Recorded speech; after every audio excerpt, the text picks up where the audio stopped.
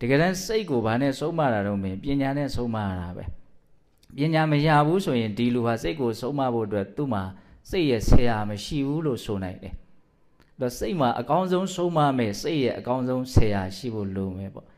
အဲ့ဒီအကောင်းဆုံးဆရာအကြောင်းကိုပြောရင်အကောင်းဆုံးစိတ်ကိုဆုံးမနိုင်တဲ့ပညာအကြောင်းကိုပြောရင်အဲ့ဒီပညာအဲ့ဒီဆရာကဘာလဲလို့မေးရင်သေခြင်းကိုသိတဲ့ဉာဏ်ရအောင်လုပ်မယ်ဆိုရင်တော့လွယ်တယ်ဒါပေမဲ့မလုပ်တော့မရဘူးပေါ့တော့ဘုံဘုံတို့သေရလိမ့်မယ်ဆိုတာကိုလူတိုင်းသိပါတယ်တတ္တဝါတိုင်းဟာသေမျိုးတွေတစ်ချိန်မှာသေရမှာဘယ်ချိန်သေရမယ်ဆိုတာတောင်မှသိခွင့်မရှိတဲ့အနေအထားမျိုးနဲ့ဘုံဘုံတို့သေကြရမှာအဲ့ဒီသေခြင်းတရားကိုဘုံဘုံတို့က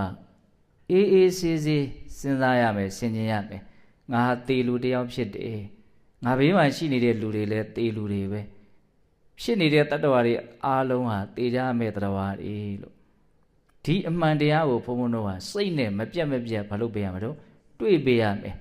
သေခြင်းဆိုတဲ့အမှန်တရားကိုစိတ်နဲ့တွေ့ပေးရမယ်တွေ့ပေးလို့ရှိရင်ဒီစိတ်မှာဉာဏ်ပညာဆိုတာဖြစ်ပေါ်လာတယ်အဲ့ဒီဉာဏ်ပညာကပဲဒီစိတ်ကိုပြန်ပြီးတော့ဆုံးမလိုက်မယ်အဲ့ဒီကြတော့မှကျွတ်တို့စိတ်ကလေးကတကယ်ရင်ကြီးမှာသူများဘလောက်ပြောမရဘူးဟုတ်လားအဲ့တော့ဘုံဘုံတို့ရဲ့စိတ်ကိုတကယ်ကိုမကောင်းမှုမှာမမွေ့လေအောင်ကောင်းမှုမှာပြောအောင်တကယ်အလုပ်ဖြစ်အောင်လုပ်ချင်တယ်ဆိုရင်ဘုံဘုံတို့ရဲ့စိတ်ကိုသိခြင်းကိုသိတဲ့ဉာဏ်ပညာကိုရအောင်လုပ်ပြီးတော့အဲ့ဒီဉာဏ်ပညာရဲ့လက်အောက်မှာရင်ကြည်ကောင်းမွန်လေးရှိအောင်ကြိုးစားရမယ်စိတ်ရဲ့အပေါ်မှာသူ့ကိုဆုံးမမယ်ဘာရှိရမှာတော့သိခြင်းကိုသိတဲ့ဉာဏ်ပညာ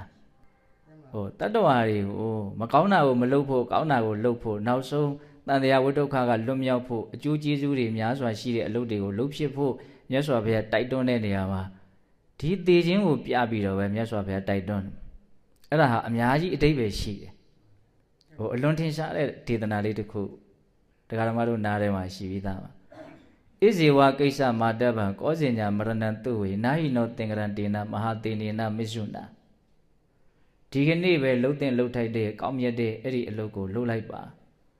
မနေ့ပြန်ကြမှာသေမယ်လို့ဘယ်သူသိနိုင်မလဲဘာလို့လဲဆိုတော့သေခြင်းအကြောင်းတရားတွေအလွန်များတဲ့ဒီခန္ဓာကိုတနည်းအားဖြင့်စစ်တီများစွာရှိတဲ့သေမင်းနဲ့ငါတို့တွေဘယ်ချိန်ကြမှာတွေ့ကြမယ်လို့ချိန်ချက်ထားတာမရှိဘူးဒီဒေသနာကိုကြည့်မယ်ဆိုရင်မြတ်စွာဘုရားကအလွန်မွန်မြတ်တဲ့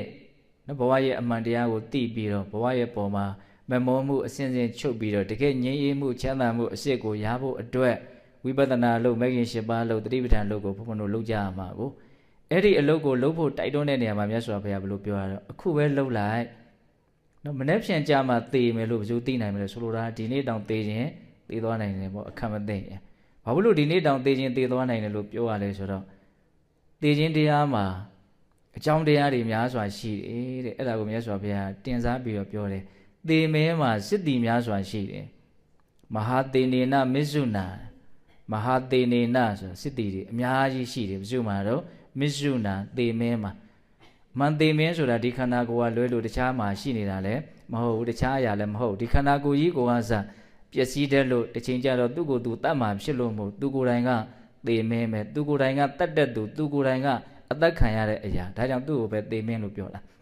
တော့ပြောရင်ကဒီခန္ဓာကိုယ်ဟာသေเสียအကြောင်းတရားတွေအလွန်များတယ်ကိုမသိနိုင်တဲ့အကြောင်းတရားတွေလည်းအများကြီးရှိတယ်သေเสียအကြောင်းတရားအလွန်များတဲ့ခန္ဓာကိုယ်ပဲတင်စားပြီးတော့ပြောတာများစွာသောစစ်တီရှိသောသေမင်းနဲ့အဲ့ဒီသေမင်းနဲ့ဘယ်ချိန်တွေ့မယ်ဆိုတော့ကျွတ်တို့မသိနိုင်ဘူးတဲ့အဲ့ဒီဒေသနာကိုကြည့်မယ်ဆိုရင်မြတ်စွာဘုရားကတန်ဖိုးရှိတဲ့လုပ်ကိုလုပ်ဖြစ်ဖို့เนาะဒီစိတ်ကိုဘုံဘုံတို့နောက်ဆုံးမတဲ့နေရာမှာဒီစိတ်ကိုတွန်းအားပေးတဲ့နေရာမှာဘာလို့ပြပြီးတော့မြတ်စွာဘုရားတွန်းအားပေးတာတော့သေခြင်းကိုပြပြီးတော့တွန်းအားပေးတာဒါကြောင့်ကိုယ်စိတ်ကိုတကယ်လိမ္မာခြင်းနဲ့တကယ်အဓိပ္ပာယ်ရှိတဲ့အလုပ်ကိုလုံးမိစေခြင်းနဲ့ဆိုရင်သေခြင်းကိုစဉ်းစားအဲ့ဒါအလွန်ကောင်းတဲ့နိလန်းပဲနောက်ထပ်ဒေသနာတစ်ခုရှိသေးတယ်ကောင်းတဲ့ပေါ်တာတွေပြောလိုက်အောင်နော်သေခြင်းကိုပြပြီးတော့မြတ်စွာဘုရားတိုက်တွန်းတာဥဒ္ဓထနိတိရထဒံလံသိက္ခထတန်တိယမာဝပမတ္ထိဝိညာယမစ္ဆုရာဇာအမောဟိထဝတနုခေထကြကုန်လို့ထိုင်ကြကုန်လို့မအိပ်မနေကြိုးစားစေချင်တာပေါ့မြတ်စွာဘုရားဒံလံသိက္ခထတန်တိယစိတ်နှလုံးလေးငြိမ်းအေးဖို့အတွက်ဆွေသွေမြဲမြဲလေ့ကျင့်ကြကုန်လို့အဲ့လိုတိုက်တွန်းတဲ့နေရာမှာဘာလို့ပြပြီးတော့တိုက်တွန်းတော့ဆိုတော့သိခြင်းကိုပြပြီးတော့ပဲတိုက်တွန်းတယ်မာဝပမတ္ထိဝိညာယမစ္ဆုရာဇာအမောဟိထဝတနုခေ ဒီမှာလဲတင်စားပြီးတော့ပြောတာသေမင်းကြီးကတဲ့ကိုမေ့နေတာကိုတနေရာကနေကြည်ပြီးတော့တိပြီးတော့မင်းတော့မေ့နေနဲ့အောင်ငါနဲ့တွေ့တော့မှမင်းကိုငါကောင်းကောင်းနှိပ်စက်ပစ်လိုက်မယ်ဆိုတဲ့သဘောမျိုးနဲ့သေခြင်းတရားကြီးနဲ့တွေ့တဲ့အခါမှာမဆင်းရဲပါစေနဲ့တဲ့တွေ့ဝေမသေးပါစေနဲ့တဲ့ဆိုလိုတာကလှုပ်ထားကြသေတဲ့အခါကျမှအစင်မပြေမဖြစ်စေနဲ့သေခြင်းတရားနဲ့တွေ့တော့မှခြေမကင်မိလက်မကင်မိဘာမှမလှုပ်တဲ့မကင်တဲ့သွေးယူသွေးတန်းနဲ့ကြုံရစိတ်တွေနဲ့ကြုံရရလက်တွေကိုဆက်သွားမှာနော်ဟုတ်လားကြုံရစိတ်နဲ့သေရင်တော့ကြုံရဘဝရောက်သွားမှာပဲဟုတ်လားအခုမြတ်စွာဘုရားအဲ့ဒါကိုထောက်ပြတာတော့သေခြင်းတရားဆိုတာကစိတ်ထဲကချမ်းချမ်းသာသာပြည့်ပြည့်လဲလဲစိတ်ကလေးနဲ့ရင်ဆိုင်နိုင်ဖို့နော်လွယ်ကူတဲ့အရာတစ်ခုမဟုတ်ဘူးတော့သေခြင်းတရားနဲ့တွေ့ရင်ဘုန်းဘုန်းတို့စိတ်တွေကတာမန်ပုဂ္ဂိုလ်တွေရဲ့စိတ်တွေကဘာဖြစ်သွားကြမှာပဲများတော့ဖောက်ပြန်သွားကြမှာပဲတုန်လှုပ်သွားကြမှာပဲများတယ်ပုံမှန်အတိုင်းလေးရှိမှာမဟုတ်ဘူးအထူးသဖြင့်တော့လက်မခံနိုင်မှုဒေါသပြဋ္ဌာန်းတဲ့စိတ်နဲ့သေခြင်းတရားကိုတတ္တဝါတွေကရင်ဆိုင်ကြတာများပါတယ်